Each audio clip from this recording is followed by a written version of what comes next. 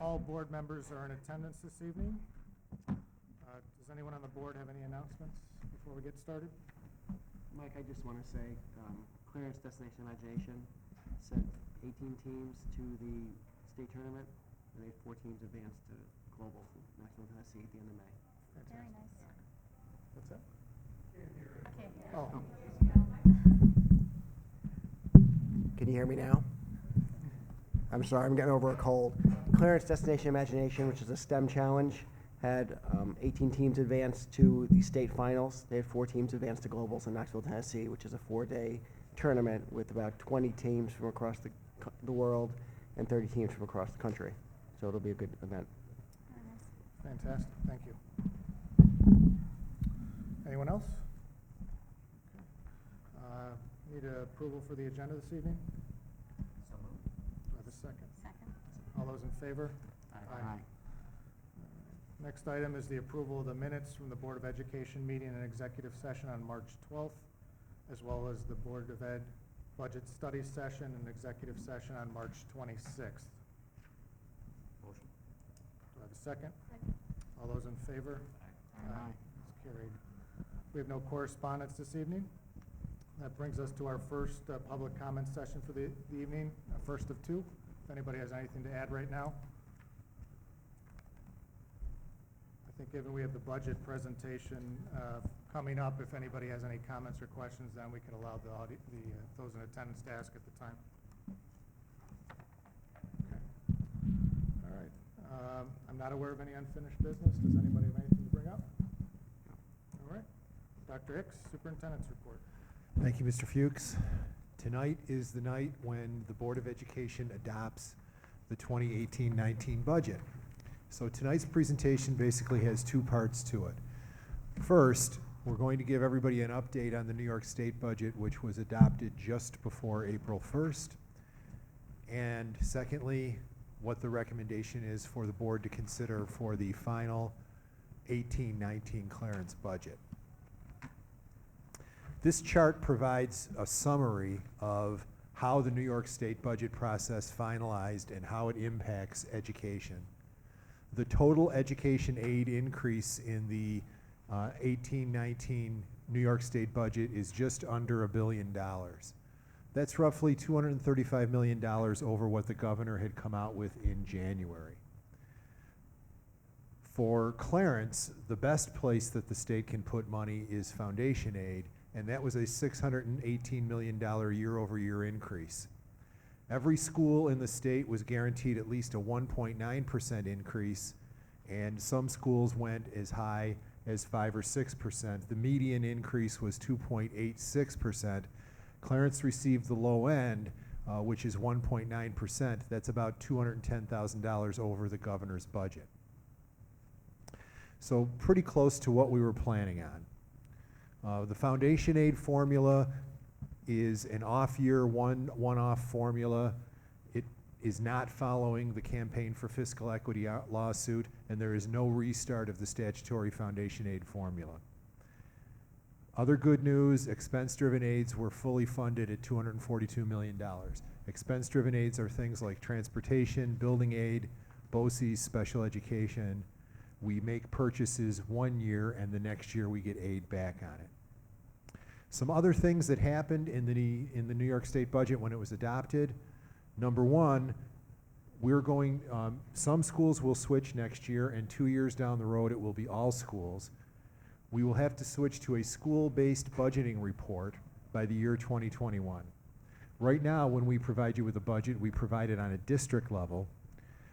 Next year, there will be some schools that will have to do this, not us, but 2 years from now, we will have to provide it for you on a school-by-school level. That's a change for this particular year. There was proposed by the governor a cap on expense-driven aids and the transfer of summer school special education funding. Both of those things were denied in the final budget. There were no changes to the property tax cap in the budget, and New York State voted on a charitable contribution fund in order to try to get around the state and local tax deductions that were part of the federal budget. We don't know yet how to set up the charitable contribution fund.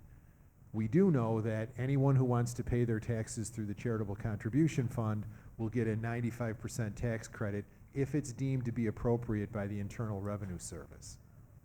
So we're going to wait a little bit and see what the Internal Revenue Service says about this particular ramification, and then we will create it when the state gives us some guidance. There also is an employer payroll tax that doesn't apply to us because we don't pay New York State taxes.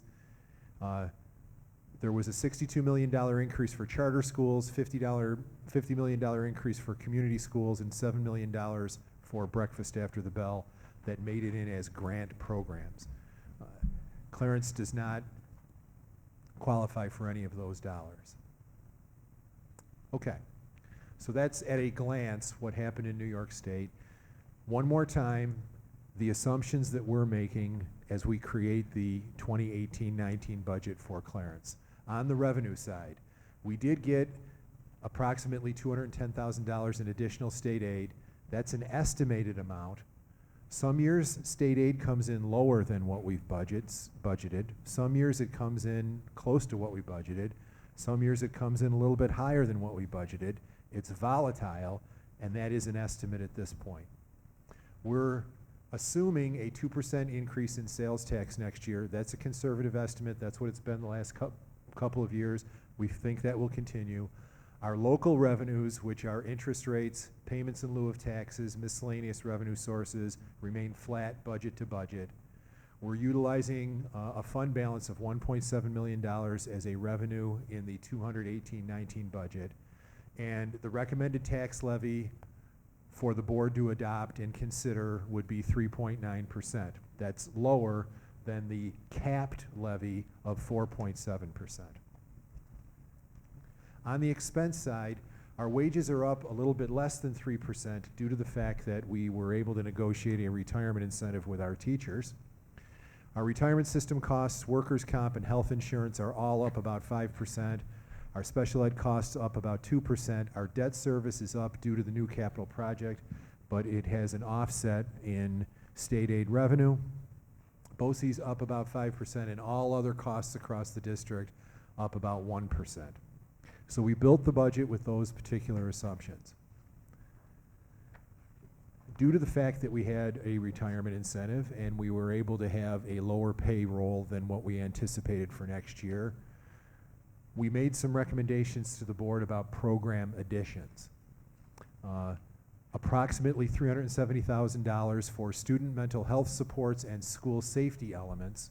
The board will make a final decision on these expenditures if they voted in the budget after the June meeting, after having considered the recommendations of our school safety task force. We actually have our second meeting of the school safety task force next Monday. All the information about what's being considered is on the website. So we're required by law to provide the community with three major components of the budget. On the administrative side, you can see last year's budget, this year's budget, and the overall change. On the capital side, which includes not just debt service, but things in our operation and maintenance area, you can see 1718 and 1890 and what the change is. The largest part of our budget, of course, is the instructional piece, and you can see what the changes are there. As a percentage of the overall budget, the administrative, capital, and program pieces remain about the same this year as they do last year. So this is a slide that we always use to provide a summary of the budget. The budget total for 2017-18 was $80.2 million. At 3.9%, the tax levy will yield about $1.8 million. That leaves us to gather together about $1 million from other sources, and that gives us our $83.1 million budget for the 2018-19 school year. Now, this is one of the years where the town of Clarence has done some reassessments, and many people have gotten notices on reassessments for their homes. So we wanted to talk a little bit about how do reassessments impact things in the school district. And we'll break it down into three pieces. The first is the tax levy. And again, just for definitional purposes, the tax levy is a fixed dollar amount. It does not change regardless of what happens with the total assessed value of properties or new builds within the Clarence district. Last year it was about 46.7 million, next year it's 48.6 million. That number will stay the same regardless of what happens with assessments. We collect the tax levy by apportioning it over the entire value of the assessments. What that translates into is the tax rate. The tax rate does change given changes in the assessed value of properties in the district. This is basically the formula at the bottom of this slide on how the tax rate is considered. It's the tax levy, which remember is a little over $48 million, divided by the total assessed value of the 4 towns that make up the school district, the largest of which is Clarence. So the tax rate, the dollars per thousand that people pay on their homes, fluctuates in a given year depending upon the total value of assessments. When the total value of assessments in a given year increase, the tax rate decreases. And you'll see that when we show you some examples. This year, the total value of assessments across the 4 towns that make up the school district, the largest of which is Clarence, was about $3.1 billion of assessed value. Next year, it's estimated to be about $3.4 billion. Therefore, the tax rate will be lower. Now again, these are estimates at this point because none of this gets finalized until after the town hears all the challenges to reassessments. Challenges could come from commercial property owners or they could come from residential property owners. But when those challenges are completed, there will be a final number for the total value of assessments. We already know what the levy is proposed to be, and in August, the Board of Education will establish the tax rate for the year. Right now, it's just an estimate. The tax rate for this year was $14.49 per thousand. Or I'm sorry, $14.49 per thousand. Next year, even given the increase in the levy, the tax rate will be lower due to the increased value of assessments. We're currently estimating that it will be as low as $14.03 per thousand. It could be lower than that. But that's a conservative estimate at this point, given what we know about the total value of assessments going up. So what are the effects of reassessment? Well, if your home does not increase in value next year, then it is a dead set certainty that your school taxes will be lower next year than they were this year. Not every home in the town of Clarence was reassessed. Many were, some were not. So the bottom line is, if your home value did not increase, then your school taxes next year will be lower than they are this year because the rate is much lower. If your home value increased less than the average home across Clarence, then your school taxes are going to be lower than the average increase we're going to give you on the next slide. If your home value increased about the same as the average home across Clarence, then your school taxes are going to increase at the level that we're going to talk about at the very next slide. And if your home value increased it at a higher level than the average home across Clarence, then your school taxes are going to be higher than what we're estimating in this particular slide. So in this particular slide, we're estimating that on a $100,000 home, the increases in taxes next year would be $36. On a $200,000 home, the increase in taxes would be $72. And on a $300,000 home, the increase would be $108. So in that particular increase, there is about 1.4% that's due to the town growth factor.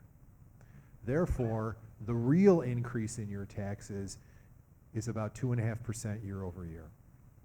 And that's how we figured these particular numbers.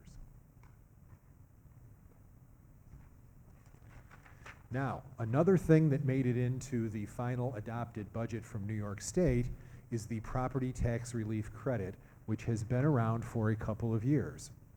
The property tax relief credit will reimburse qualified taxpayers for the increase in their taxes. I'm not sure that it will increase the, I'm not sure it will rebate the increase in your assessed valuation, but compared to last year's value, it will reimburse what you've paid in school taxes. So, there are 3 criteria to qualify for the property tax relief credit. Number 1, you must live in a school district that complies with the tax levy limit law. We are recommending a levy of 3.9%. That is far below the cap number of 4.7%. So we meet the first criteria. Number 2, you must get basic or enhanced star property relief on your home. That's almost everybody in our area. And third, you have to have an annual income of $275,000 or less. If you meet those 3 criteria, you get the tax rebate. It takes a while to get to your house, but you do get the tax rebate. We are, by law, required to send a postcard to every resident of the district that contains all of the information that you see on this particular slide. This slide and the postcard provides you with some detail on how the budget for 2018-19 has been created and how it's affected by the tax levy limit. On the back of the postcard, it also estimates the property tax report card, and it provides you with fund balance numbers from unrestricted, reserve, and appropriated fund balance. So, if the board adopts the budget that we're recommending tonight, all the numbers that you have in front of you for the property tax report card will be the same. If the board increases the spending in the budget, then these will have to change, or if the board continues to reduce the tax levy, these numbers would have to change. So, a little bit about the vote, which, remember, takes place statewide on May 15th, 2008. Our vote, you can vote on the school budget from 7 in the morning till 9 at night. The voting will take place right in this building in the gymnasium of the high school. There will be 2 propositions on the budget. One is the budget itself. The second is a bus purchase. We've already reviewed with everyone over the last couple of budget meetings the fact that we want to purchase, is it 10 buses next year, Rick? 10 buses to replace buses that are old and out of service. There are 2 open Board of Education seats, and there are 4 candidates running for those particular seats. You will receive information on those candidates in the annual budget newsletter that we will be mailing home probably by the end of this week, early next week. We'll also have a Meet the Candidates night, I believe on the 7th of May, the 8th of May, where you can learn a little bit more about those who are running for the Board of Education. And 2 of our incumbents are running for the Board of Education, Mr. Fuchs and Mr. Priori. So this year, we have provided public presentations and taken public input and feedback on the budget development cycle in January, February, March, and now in April. The last thing is the budget hearing, which is just really a repeat of the things from tonight, and then the actual budget vote on May 15th. All of the information from all of the budget sessions, including the video on the presentation, is available on our website in 2 easy-to-find locations. So, I will turn it over to the board now for any debate, discussion, or questions, and then, Mr. Fuchs, if we can open it up to the community. Does anybody on the board have any questions or comments at this point?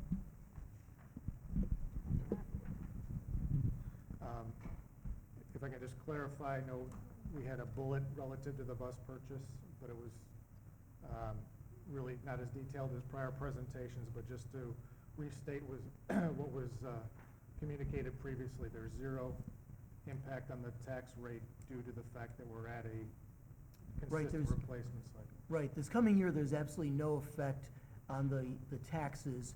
In the long term, now that we have stabilized and had 5 years, there's no effect on the tax cap, so that fluctuation won't be there.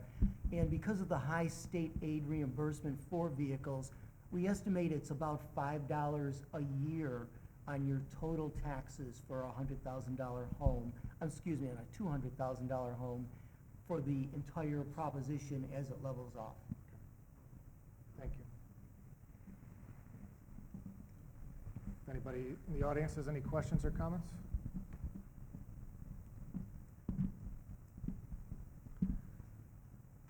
Okay.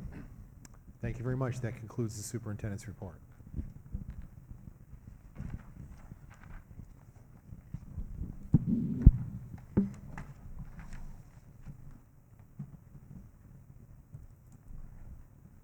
So the next item is actually to ask the board to vote on that budget proposal for the 18-19 school year.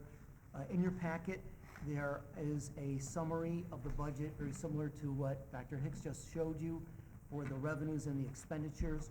There is the property tax report card again, and the budget notice. The property tax report card and the budget both have to have formal approvals this evening. I would ask that, due to the reporting requirements, I'm going to ask to have a vote for the budget, a vote for the property tax report card, and then if you would like, we could do the rest of the other items. Okay, so item F1, the budget and the property tax report card, you'd like two separate motions and Please. votes on? Okay. All right, well, I guess relative to the budget that's been presented to us this evening, do I have a motion to approve the budget as presented? I'll make a motion. Do I have a second? Second. All those in favor? Aye. All right, second item relative to the property tax report card that we have a copy of. Can I have a motion to approve that as is? Can I just clarify one thing, Rick? The budget for 18-19 is 83,142,390, and on the packet, it's got 83,142,930. I don't know if those numbers were just switched. What part of the packet has 390? The budget proposal under the expenses, the three-part administration instructional capital, it has a total of 83,142,930. And then in the packet here, it's got 83,142,390. It's the 930, It's what? the 930 number. 930? Yes. There were numbers to be switched around, thank God it's those numbers. Yes. It's 38 million now.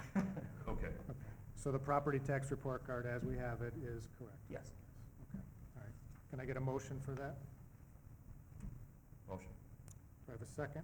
Second. All those in favor? Aye. All right, carried. So the other items then would be the financial reports. And just a couple things I wanted to mention.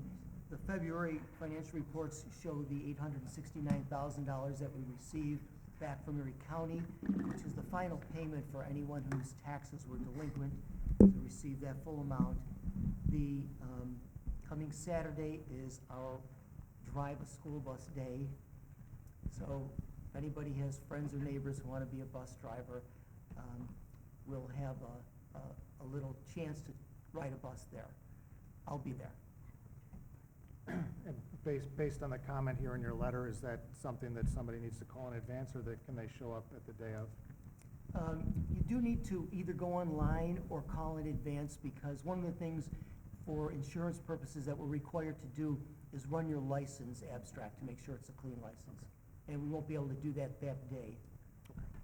Thank you. The next item is asking your approval for the chairperson and the vote inspectors for the May 15th vote. Marla Weiss is a attorney who's got children at Ledgeview, and she has volunteered to be our chairperson. She was a couple years ago also. And then the other people are typically PTO, volunteers, and some of the office people. The last item for this section is we're requesting to approve the driver education program. New York State requires the contract that you see to be approved by the Board of Education prior to running a new program. What we have done is we put out RFPs for the program. We did have a couple of companies, and we interviewed them along with the high school administration. The AAA is the company we're recommending this evening, and I've got a few bullets there for some of the good reasons why we think that that program will work well for us. And the flexibility of having more vehicles and more instructors actually gives us an extra semester to run. So it's a little more flexible for parents and students. Very good. Rick, is the cost the same, or is it relative? It's, What we're paying? we can leave the cost the same as it was the past couple of years, so we don't have to make a change. And I guess, I don't know if it's in this section, the approval of the candidates. So we've got 4 candidates running for Board of Education, as Dr. Hicks mentioned. Michael Fuchs, Dennis Priori are 2 incumbents, and then Joshua Bowers and Rachel Silva have also submitted valid petitions. So relative to the agenda that was available for those in the room, item F6 was omitted, so that's the Board of Ed candidates, which we need to vote on as well. Yes. Just one question relative to the voting process. We're voting on, I know, the elections inspectors and so forth. Obviously, the number of community members voting has not been as significant as it was a few years back, but we've been able to maintain the same number of voting booths, utilizing the whole gym to basically keep afloat. Do we anticipate the same this year? Yes, so we're really gonna use, majority of the gym, it's at least 2/3, and then the small third will be for the art show again. And we've got, we usually get 10 voting machines, and this way we've got 1 that we can use for handicap accessibility and 9 that will line up so that the flow should be pretty good, especially during the track meet. Okay, thank you. Any other questions on F2 to F6? If none, could I get a motion? Motion. Do I have a second? Second. All those in favor? Aye. Carried. Dr. Patek, personnel, instructional. You have a number of items before you this evening, including a request for leave of absence for this upcoming school year, a request for reinstatement to active employment, informational items. These are positions that we've already posted, and internal candidates have responded, and the administrators in the various buildings have interviewed and have requested that these people be transferred. We have 1 appointment, and this individual is being recalled from the preferred eligible list. We also have extracurricular for the Clarence Middle School musical. We have unpaid coaches, notification of tenure appointments. There's no action this evening. It's simply for your review. Approval would be required at the May Board of Education meeting. Presentation compensation, and additions and a deletion to the substitute list.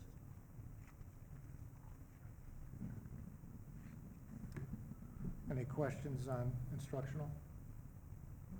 If none, could I get a motion for P1 to P7 with the exception of the informational items P3 and P5? So moved. Second? Second. All those in favor? Aye. Carried. Non-instructional personnel, 1 termination.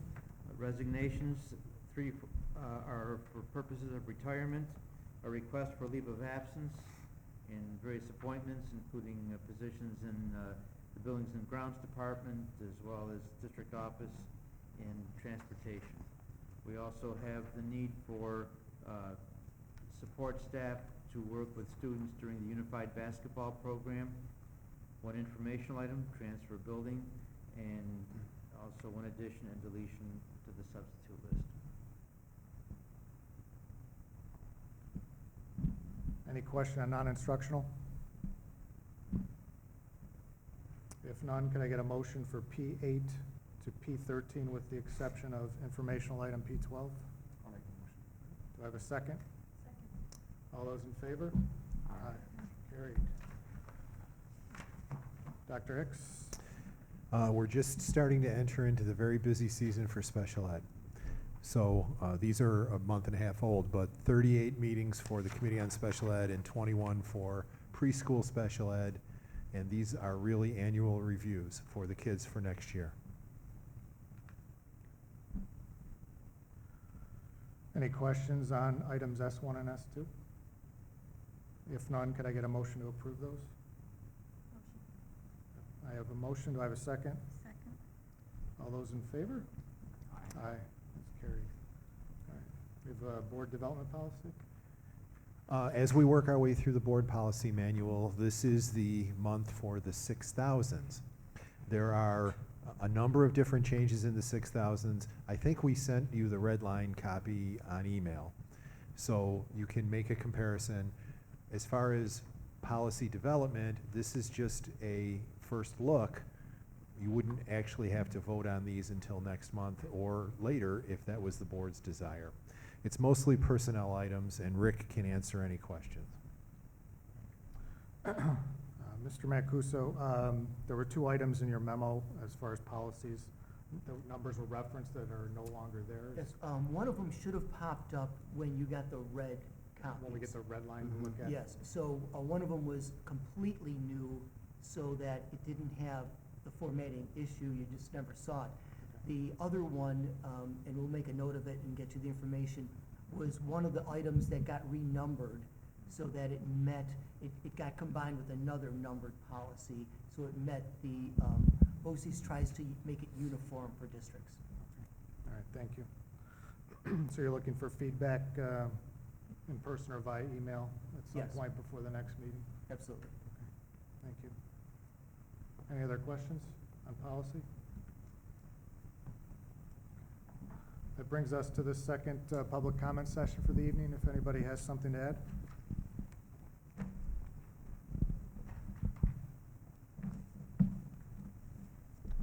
All right, seeing none.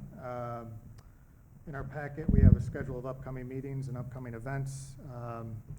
As noted in the budget presentation, we have a budget public hearing scheduled for May 7th with the vote on May 15th and various other recognition events occurring over the next month.